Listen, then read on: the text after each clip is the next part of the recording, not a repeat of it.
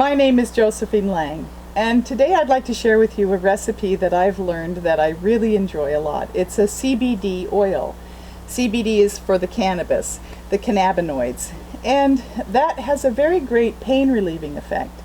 And so I will sometimes use a little CBD oil that I've made myself.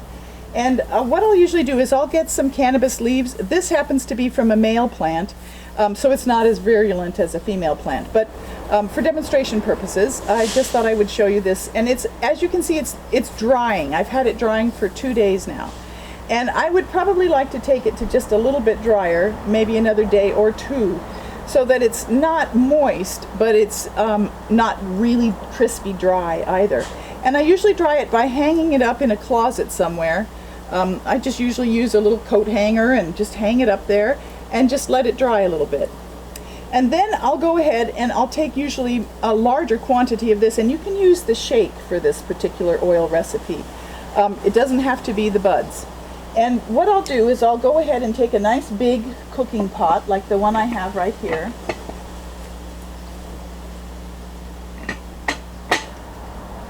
And I like to do my healing salves in glass whenever possible, but you can also use stainless steel. And then I'll go ahead and fill this pot full of the herb that I'm going to be making the CBD with. And I just cram it in there and just get it as full as I can with as much herb as possible. So you can see I'll hold it up like that.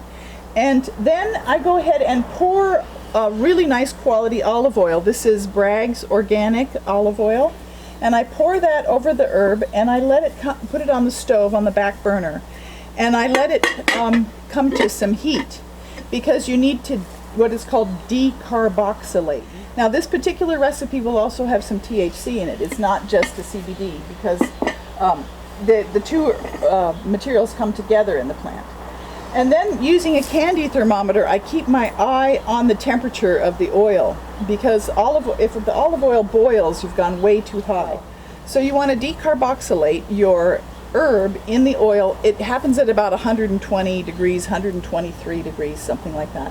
So I use a candy thermometer to keep track so I can tell what temperature I'm at with the oil.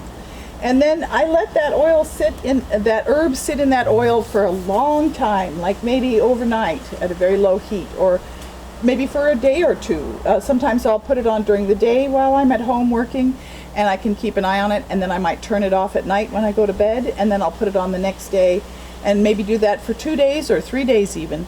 Just a nice long time to let that CBD really enter into that oil. And then I go ahead and decant off the oil, save the oil, and let I just go ahead and put the leaf, which has now lost all of its healing qualities to the oil, in the compost. So that's what I do with the old leaves. And then I'll usually use a little brown bottle, something like this, to keep by my bedside. The brown is just because it helps to keep the light out, and that just keeps the quality of the oil a little better and a little nicer. So this is an old vanilla bottle. And then I'll just take a tiny bit of that and put that into my palm of my hand and rub my hands together, and then put that wherever I might have aches and pains, like on my, whatever it might be, wherever my body has got a little pain, maybe the feet or the elbows or the knees or whatever. And it's a very nice pain relief. Now, because this oil also has a little THC in it, you could use it in the other way.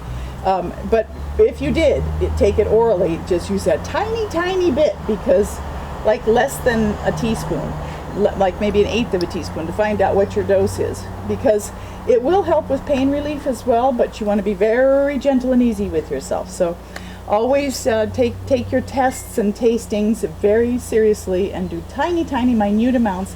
Gradually increase the dose if you want to use it orally. But mostly this recipe is for topical use. So I hope that you've enjoyed this little video, and happy medicine making.